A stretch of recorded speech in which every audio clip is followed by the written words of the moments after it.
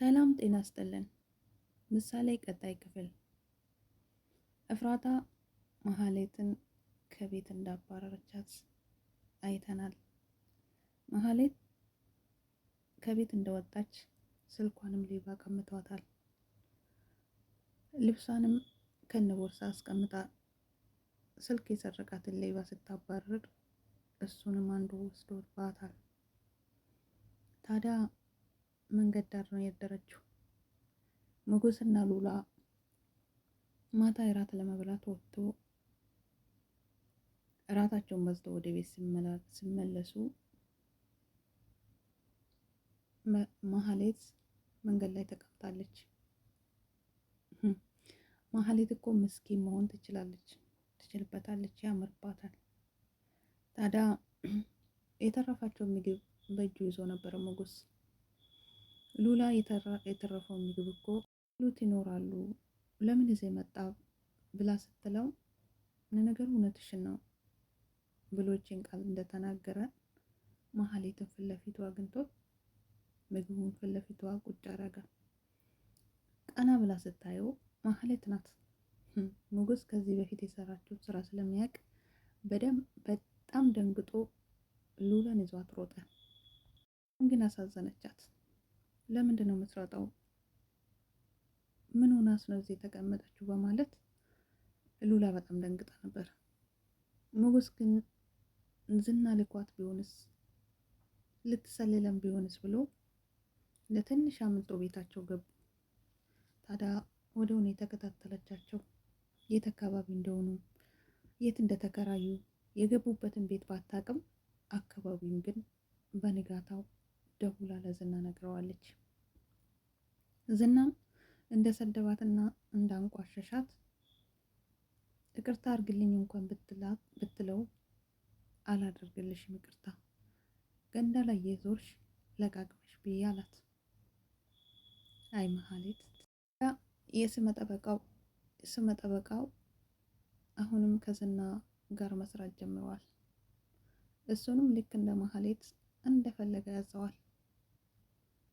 አሁንም ሞገስን ፈልገህ ሞገስን ካላጠፋ መቼም ቢሆን አንተ ትሞታለህ ብሎታል።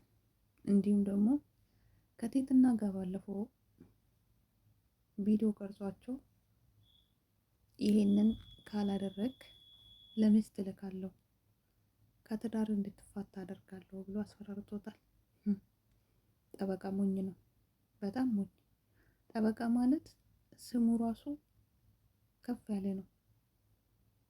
ነገር ግን ራሱን ዝቅ ያለበት ቦታ ነው ያስቀመጠው። ዝና ጋር መሄድ አልጠበቅበትም ነበር። ታዲያ ይህንን እኔ ማዘን ስራ ካደረግ ቪዲዮውን አልክም፣ አለዛ ግን ወይ ትሞታለህ ወይ ደግሞ ከሚስት ትፋታለህ ብሎ መሳሪያ ሰጥቶ ወደ ሞገስ ሰፈር ልኳል።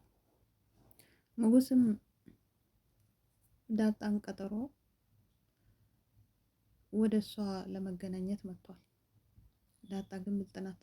ፊት ለፊቷን እያየች ስለምትሄድ ከሩቁ ዝና ስታይ በሩጫ እግሬ አውጣኝ በማለት ጠፍታለች። ሞገስ ግን ስልክ አውጥቶ ምን ሆና ነው የቆየችው በማለት ጠበቃው መዞ ሉላን ካላመጣት ደውሎ ያምጣት አለዛ ትሞታለህ በማለት ሞገስ ምስኪን ሳያስብ መንገድ ላይ ቆሞ አስፈራርቶታል። ሞገስ ግን ዛሬ አስደስቶኛል፣ ጀግና ሆኗል። ለነገሩ ሞገስ አራዳ ብልጥ ነው።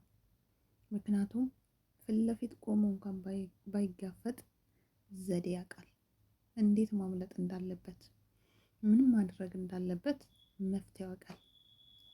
የፈለገ ነገር ብታረግ፣ የፈለገ ነገር ብታመጣ መቼም ቢሆን አሳልፌ አልሰጥም፣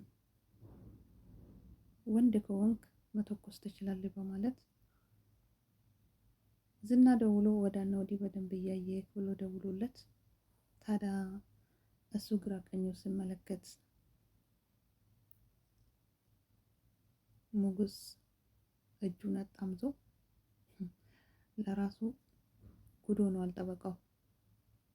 ጠበቃው ተመቶ ብቻ ቢተርፍ በሉ። ምክንያቱም ሞገስ ላይ ችግር ይመጣል።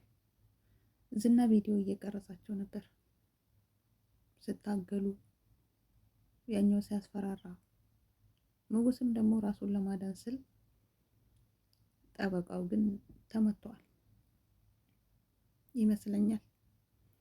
ስለዚህ ጠበቃ ምንም ባይሆንና ተመቶ ቢተርፍ ለሞገስ ሲባል፣ ሞገስም በችግር ላይ ችግር መጥቶበታል። ምክንያቱም አሁን ዝና ያንን ቪዲዮ ይዞ ሞገስን እንደፈለገ ያስፈራራል። ሞገስን ግን በዚህ ቪዲዮ አስፈራርቶ ሉላን መውሰድ እንደማይችል እርግጠኛ ነኝ። ሞገስ እስር ቤት ይገባል እንጂ ሉላን አሳልፎ አይሰጥም። አሳልፎ ከሰጠ ግን ራሴ ያመልጣሉ ብሎ አይመስለኝም። ጀግና መድብሉ ከጎን አለው። እሱ ብታሰር ሉላ በጽናት ትጠብቃለች። ምክንያቱም ከዚህ በፊትም ከዝና ጋር ሆና ሀዘን ለብሳ ስንት ዓመት ጠብቀዋለች። አሁንም ትጠብቀዋለች። በጣም ከባድ ነው። ማህሌት ግን ይሄን ስላደረገች ዝና መልሶ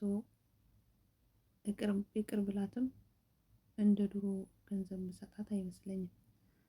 እንዲሁ በከንቱ በበደል ላይ በደል በችግር ላይ ችግር አመጣች እንጂ።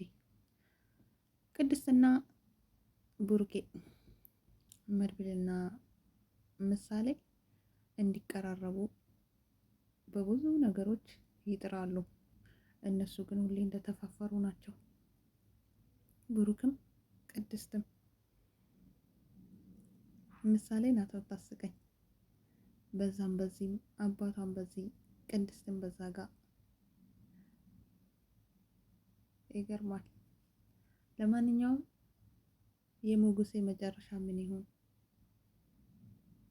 ሆኖም ግን አሁን ሞገስ ቢያመልጥና ብሻሽ ጥሩ ነበር።